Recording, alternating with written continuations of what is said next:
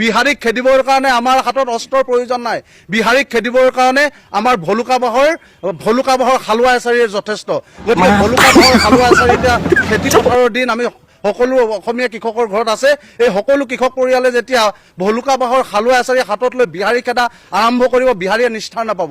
তোমালোকে ইয়াত বেপাৰ কৰিবলৈ আহিছা, ঠিক আছে, তোমালোকে ইয়াত অসমীয়া জাতিৰ ওপৰত তোমালোকক বৰমতা পাতিবৰ কাৰণে কোনো অসমীয়া মানুহে তোমালোকক ঠিকা দি থোৱা নাই। গতিকে বীৰ লাচিত সেনা অসমে স্পষ্টভাৱে আমি অসম চৰকাৰক জনাই দিব বিচাৰিছোঁ, এই ত্ৰিপাঠী নামৰ ব্যক্তিজনক কেনেদৰে অসম কাবাডী সন্থাৰ তেওঁ সম্পাদক হ'ল, গুৰু দায়িত্ব পালে, তেখেতৰ ওপৰত তদন্ত কৰিব লাগে আৰু তেখেতক অতি শীঘ্ৰে এই কাবাডী সন্থাৰ যি পদবী আছে পদবী কৰ্তন কৰিব লাগে। আৰু দ্বিতীয় কথা হ'ল, বিহাৰীয়ে সময়ে সময়ে অসমীয়া মানুহক অপদস্থ কৰা, অসমীয়া জাতিক তুচ্ছতাচ্ছিল্য কৰা এই কথা বাদ দিব লাগে। নহ'লে কিন্তু অসমবাসী ৰাইজ আৰু বীৰ লাচিত সেনাই ৰাজপথলৈ আহি সংগ্ৰাম কৰিব, ঘৰে ঘৰে দোকানে দোকানে বিহাৰী বিচাৰি যাব।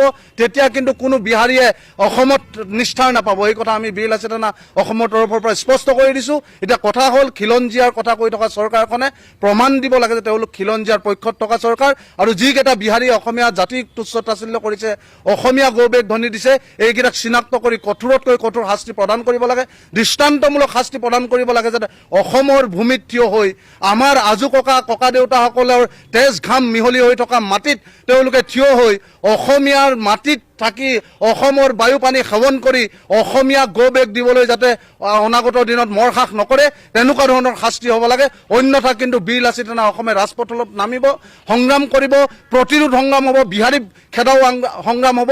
তাৰ পিছত কিন্তু যদি আমাক জেললৈও দিয়ে, আমাক যদি ফাঁচী কাঠতো ওলমায়, খিলঞ্জীয়াৰ পক্ষত অসমীয়াৰ স্বাৰ্থত আমি ৰাজপথত আহি বিহাৰী খেদা আন্দোলন নামিবলৈ আমি কিন্তু কুণ্ঠাবোধ নকৰোঁ। এতিয়া সমগ্ৰ অসমবাসী ৰাইজে এতিয়াও যদি ভাবি আছে, মোৰ ক্ষেত্ৰত এইটো হোৱা নাই, আমি ছ'চিয়েল মিডিয়াত সামাজিক মাধ্যমত যদি এতিয়াও আমি ঘটনাবোৰ স্ক্ৰল কৰি থাকোঁ, তেতিয়াহ'লে অসমীয়া জাতিয়ে ভূপেন হাজৰিকাই কোৱাৰ দৰে নিজক নিচিনিলে অসম ৰসাতলে যাব, এই কথা ধুৰুপ হৈছে। আৰু সেই উদ্দেশ্য লৈ আজি বীৰ লাচিত সেনা অসমে আমি আজি অসমৰ প্ৰতিখন জিলাত সদৰ থানাত আমি FIR ৰুজু কৰিছোঁ। এই অসমখন যে বিহাৰ বুলি ভাবা যিসকল বিহাৰী আছে, তেওঁলোকক আমি ক'ব বিচাৰিছোঁ, বীৰ লাচিত সেনা অসমৰ ভূমিত থকালৈকে কেতিয়াও বিহাৰীৰ উপদ্ৰৱ সহ্য নকৰে। বিহাৰীক খেদিবৰ কাৰণে আমাৰ হাতত অস্ত্ৰৰ প্ৰয়োজন নাই। বিহাৰীক খেদিবৰ কাৰণে আমাৰ ভলুকা বাহৰ হালোৱা এচাৰিৰ যথেষ্ট। গতিকে ভলুকা বাহৰ হালোৱা এচাৰি এতিয়া খেতি পথাৰৰ দিন আমি সকলো অসমীয়া কৃষকৰ ঘৰত আছে।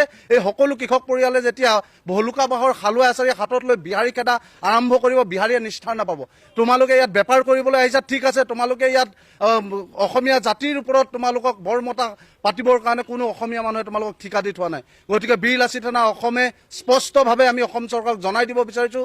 এই দ্বিতীয় কথা হ'ল, বিহাৰীয়ে সময়ে সময়ে অসমীয়া মানুহক অপদস্থ কৰা, অসমীয়া জাতিক তুচ্ছতাচ্ছিল্য কৰা এই কথা বাদ দিব লাগে। নহ'লে কিন্তু অসমবাসী ৰাইজ আৰু বীৰ লাচিত সেনাই ৰাজপথলৈ আহি সংগ্ৰাম কৰিব, ঘৰে ঘৰে দোকানে দোকানে বিহাৰী বিচাৰি যাব। তেতিয়া কিন্তু কোনো বিহাৰীয়ে অসমত নিষ্ঠাৰ নাপাব। এই কথা আমি বীৰ লাচিত সেনা অসমৰ তৰফৰ পৰা স্পষ্ট কৰি দিছোঁ। আৰু যিকেইটা বিহাৰীয়ে অসমীয়া জাতিক তুচ্ছতাচ্ছিল্য কৰিছে, অসমীয়া গৌবেগ ধ্বনি দিছে, এইকেইটাক চিনাক্ত কৰি কঠোৰতকৈ কঠোৰ শাস্তি প্ৰদান কৰিব লাগে, দৃষ্টান্তমূলক শাস্তি প্ৰদান কৰিব লাগে, যাতে অসমৰ ভূমিত থিয় হৈ আমাৰ আজু ককা দেউতাসকলৰ তেজ ঘাম মিহলি হৈ থকা মাটিত তেওঁলোকে থিয় হৈ অসমীয়াৰ মাটিত থাকি অসমৰ বায়ু পানী সেৱন কৰি অসমীয়া গৌবেগ দিবলৈ যাতে অনাগত দিনত মৰসাস নকৰে, তেনেকুৱা ধৰণৰ শাস্তি হ'ব লাগে। অন্যথা কিন্তু বীৰ লাচিত সেনা অসমে ৰাজপথলত নামিব, সংগ্ৰাম কৰিব, প্ৰতিৰোধ সংগ্ৰাম হ'ব, বিহাৰী খেদাও সংগ্ৰাম হ'ব। তাৰ পিছত কিন্তু যদি আমাক জেললৈও দিয়ে, আমাক যদি ফাঁচী কাঠতো ওলমায়, খিলঞ্জীয়াৰ পক্ষত অসমীয়াৰ স্বাৰ্থত আমি ৰাজপথত আহি বিহাৰী খেদা আন্দোলন নামিবলৈ আমি কিন্তু কুণ্ঠাবোধ নকৰোঁ।